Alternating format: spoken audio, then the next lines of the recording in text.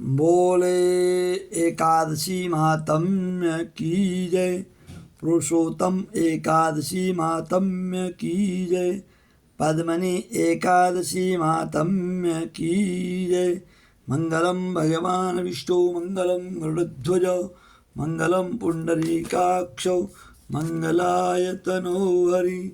ओम कृष्णाय वासुदेवाय हरे परमात्मने प्रणतक्लेशनाशाय गोविंदाय नमो नमः। आइए पुरुषोत्तम मास पद्मनि एकादशी व्रत कथा महात्म्य।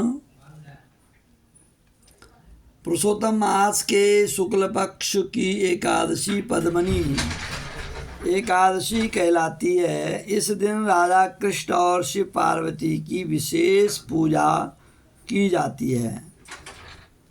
जहाँ तक व्रत के विधि विधान का प्रश्न है, अन्य एकादशियों के सदृश ही, परंतु दान की विशिष्ट महत्व प्राप्त है। अधिक मास के दोनों एकादशियों के दिन दान अवश्य करना चाहिए। कथा महात्म्य। धर्मराज युधिष्ठिर ने कहा, हे पुरुषोत्तम, अधिक मलमास के शुक्ल पक्ष की एकादशी का नाम क्या है?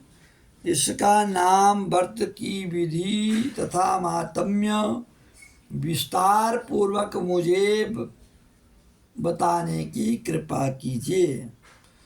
भगवान श्री कृष्ण ने कहा, हे पांडुपुत्र, पुरुषोत्तम मास, अधिक मास अथवा मलमास के शुक्ल पक्ष की एकादशी को पद्मनि एकादशी कहा जाता है। यह अनेक पुण्यों को देने वाली इसका व्रत यत्न पूर्वक करने से मनुष्य विष्णु लोक को प्राप्त होता है। इसके महात्म्य का पूर्ण वर्णन करने की समर्थ 4 मुख वाले ब्रह्मा जी के पास भी नहीं है। फिर भी पूर्व काल में ब्रह्मा जी ने पापों को समूल नष्ट करने वाली इस पद्मनि एकादशी के व्रत का जो महात्म्य नारद जी से कहा था, वही मैं तुमसे कहता हूँ, सुनिए। भगवान श्री कृष्ण बोले, हे राजन, दशमी के दिन व्रत आरंभ करें। दशमी के दिन कांसे के पात्र में भोजन करना, मूंग मसूर चना कोदो साग मधु पराये अन्न का सेवन से 8 चीजें वर्जित हैं। हविक्या अर्थात जौ चावल आदि का भोजन न करें। नमक नहीं खाना चाहिए। भूमि पर सोएं तथा ब्रह्मचर्य में रहें। एकादशी के दिन प्रातः काल उठ करके शौच आदि से निवृत्त हो दंत धावन करें। 12 कुले जल के करके शुद्ध हो जाएं। सूर्य उदय होने से पहले गोबर मिट्टी तिल कुशा आंवले के चूर्ण से विधि पूर्वक स्नान करें। प्रार्थना करें, हे मृतके, तुमको 100 भुजा वाले श्री कृष्ण रूपी ब्रहा भगवान ने धारण किया। ब्रह्मा जी ने तुमको दिया और कश्यप मुनि से आमंत्रित की गई। मेरे नेत्रों, बालों, सारे शरीर में लगकर मेरे अंगों को पवित्र करो। हे मृतिके, मैं तुमको नमस्कार करता हूँ। समस्त औषधियों से उत्पन्न और गौ के उदर में स्थित पृथ्वी, पवित्र करने वाला गोबर मुझे शुद्ध करें। ब्रह्मा जी के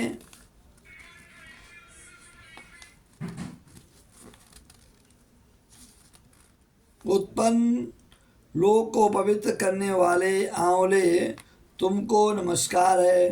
तुम्हारे स्पर्श से मेरा शरीर पवित्र हो। हे शंख, शंख चक्र गदा धारण करने वाले विष्णु भगवान, आप मुझको अपने तीर्थ में स्नान की आज्ञा दीजिए।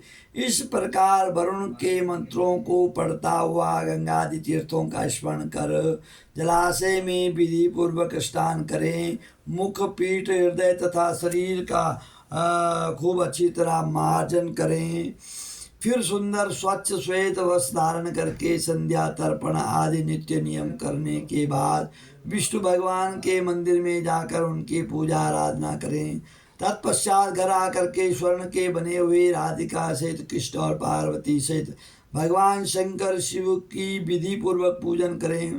कलश के ऊपर तांबे या मिट्टी के पात्र में स्वर्ण अथवा चांदी की विष्णु भगवान की मूर्ति स्थापित करके पूजन करें। उस ऋतु में होने वाले कमल आदि पुष्प, धूप, दीप, नैवेद्य समस्त सामग्री से भगवान केशव की पूजा करें। भोग लगाएं। प्रेम से वशीभूत होकर भगवान के सामने नृत्य गायन करें, कीर्तन करें। नीच मनुष्यों से वार्तालाप न करें, झूठ न बोलें, रजस्वला का स्पर्श न करें, ब्राह्मण तथा गुरु की निंदा भूल करके भी न करें। इस दिन धर्मशास्त्रों और पुराणादि की कथा सुननी चाहिए, पढ़नी चाहिए। पद्मनी एकादशी को जल भी नहीं पीना चाहिए। यदि न रह जाए तो केवल थोड़ा सा जल पीवें। जिस प्रकार से निर्जला एकादशी व्रत किया जाता है उसी प्रकार से पद्मनी एकादशी का व्रत भी होता है, निर्जल। यदि शक्ति न हो तो फलाहार कर लें। समस्त रात्रि भगवान का कीर्तन, पूजन, जागरण करें।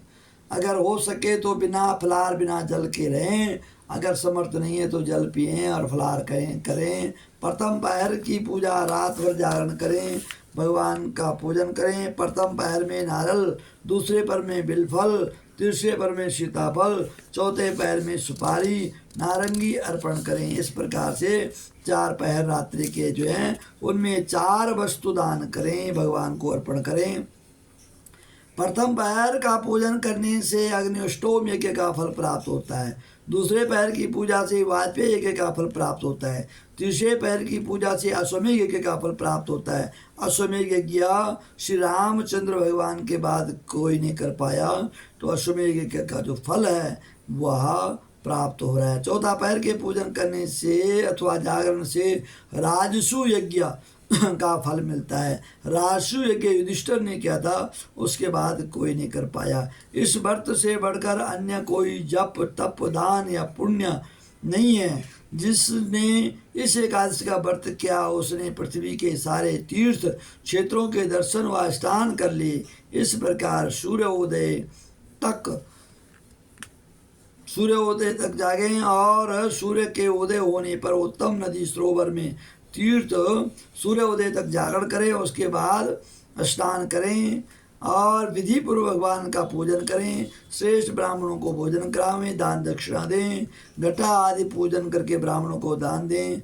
जो मनुष्य उपयुक्त विधि अनुसार व्रत करते हैं उनका यह व्रत सफल हो जाता है तथा अंत में वह मुक्त हो जाता है, वैकुंठ की प्राप्ति करता है। श्री भगवान बोले, आगे कहता श्री भगवान ने आगे कथा सुनाई। हे राजेंद्र, जिसने पद्मिनी एकादशी का व्रत कर लिया उसे मानो सभी व्रतों को कर लिया। अब तुम पद्मिनी एकादशी की कथा ध्यान पूर्वक सुनो। एक समय कार्तिवीर्य ने रावण को बंदी गृह में बंद कर रखा था। तब पुलस्त जी ने कार्तवीर्य से विनय करके उसको छुड़ा दिया। इस घटना को सुनकर नारद जी ने पुलस्त जी से पूछा कि हे मुने, जिस महावीर रावण ने समस्त देवताओं सहित देवराज इंद्र को भी जीत लिया था, उसको कार्तवीर्य ने किस प्रकार जीत कर बंदी बनाया? यह वृत्तांत मुझको विस्तार पूर्वक सुनाइए। तब पुलस्त जी ने कहा कि हे नारद, पहले आप कार्तवीर्य की उत्पत्ति का वृत्तांत सुनिए।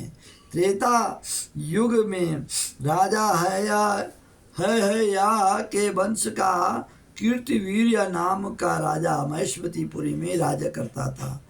उस राजा की 1000 परम प्रिय स्त्रियां थी, परंतु उनमें से किसी को भी पुत्र नहीं हुआ।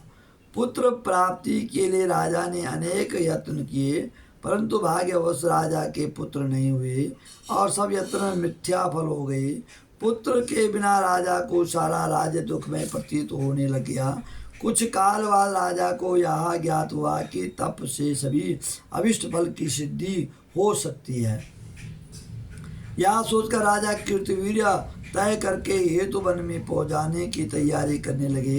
राजा को वन में तप के लिए जाते हुए देखकर इच्छुकु वंश में उत्पन्न राजा हरिश्चंद्र की पद्मनी नाम वाली कन्या, जो कि राजा की परम प्रिय रानी थी, साथ जाने को तैयार हो गई और दोनों ही अपने सुंदर वस्त्राभूषण को त्याग करके वल्कल वस्त्र धारण करके गंधमादन पर्वत पर घोर तप करने लगे।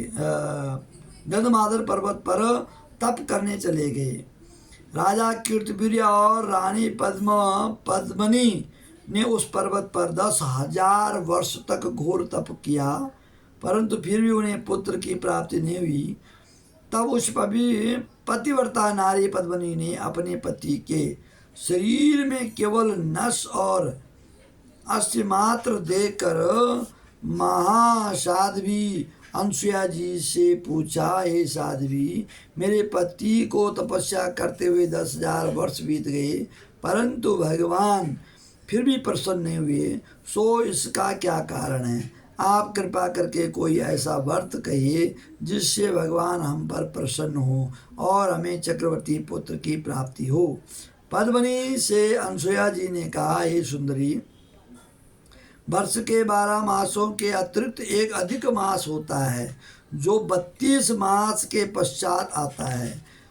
इस अधिक मास के शुक्ल पक्ष की द्वादशी युक्त पद्मनी और कृष्ण पक्ष की परमा नाम की 2 एकादशियाँ आती हैं। शुक्ल पक्ष की पद्मनी एकादशी को जागरण सहित तुम उसका व्रत करो। इस व्रत के करने से भगवान तुम पर प्रसन्न होकर शीघ्र ही पुत्र देंगे। इसके पश्चात अनसुया जी ने रानी से व्रत की सारी विधि पूछी। उसको सुनकर रानी पद्मनी पुत्र प्राप्ति की इच्छा से इस व्रत को करने लगी। यह सदैव एकादशी को निराहार रहती और रात को धारण करती थी। व्रत के समाप्त होने पर भगवान विष्णु प्रसन्न होकर के गरुड़ पर आरूढ़ होकर उनके पास आए और वर मांगने को कहा। रानी ने इस पर उनकी स्तुति करते हुए विनय करके, हे महाराज, आप मेरे पति को वरदान दीजिए। भगवान बोले, हे सुंदरी, मलमास के समान मुझको और दूसरा कोई मास प्रिय नहीं है। इससे पद्मनी एकादशी का जो व्रत था जागरण अनुसुया जी के कथा अनुसार तुमने किया है, उससे तुम पर अत्यंत प्रसन्न हूँ।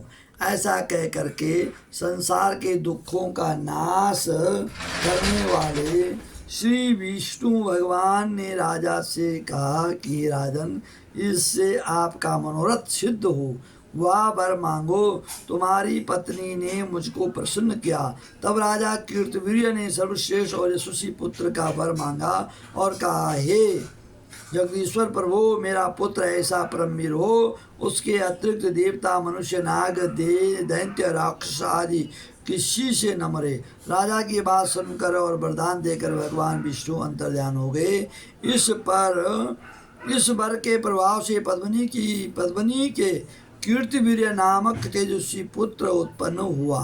तीनों लोकों में भगवान विष्णु के अतिरिक्त उनको जीतने में अन्य कोई समर्थ नहीं था। तब यदि 10 रावण कीर्तिवीर्य से पराजित हो गया तो उसमें कौन सी आश्चर्य की बात है, क्योंकि महाबली कीर्तिवीर्य देवताओं के भी देवता भगवान विष्णु के वर से उत्पन्न हुए थे। अतः रावण पर उसकी विजय कोई आश्चर्य का विषय नहीं। नारद जी को इतना बताकर पुलस्त मुनि अपने आश्रम को चले गए। श्री कृष्ण जी ने आगे कहा, हे राजन, या मैंने मलमास के शुक्ल पक्ष की पद्मनी एकादशी के व्रत का महात्म्य कहा। जो कोई इस व्रत की कथा को पढ़ते सुनते वह संसार में यशस्वी होकर के अंत में अंत काल तक विष्णु लोक को वास करते हैं। इसलिए पद्मनी एकादशी का व्रत अवश्य करें। पुरुषोत्तम मास का व्रत करें, दान करें, पुण्य करें, भगवान का चिंतन करें, भक्ति करें। आप सभी को मल मास की, पुरुषोत्तम मास की हार्दिक शुभकामनाएं। और यह मास सावन में आया और भी उत्तम कार्य है, भक्ति करने के लिए बहुत उत्तम मास है। आप सभी कुशल रहें, मंगल रहें, अपने बच्चों को संस्कार दें, भगवान का चिंतन करते रहें। मैं आचार्य चंद्रभूषण, मेरे यूट्यूब चैनल को लाइक करें, शेयर करें। हर हर महादेव, राधे राधे, जय श्री कृष्ण।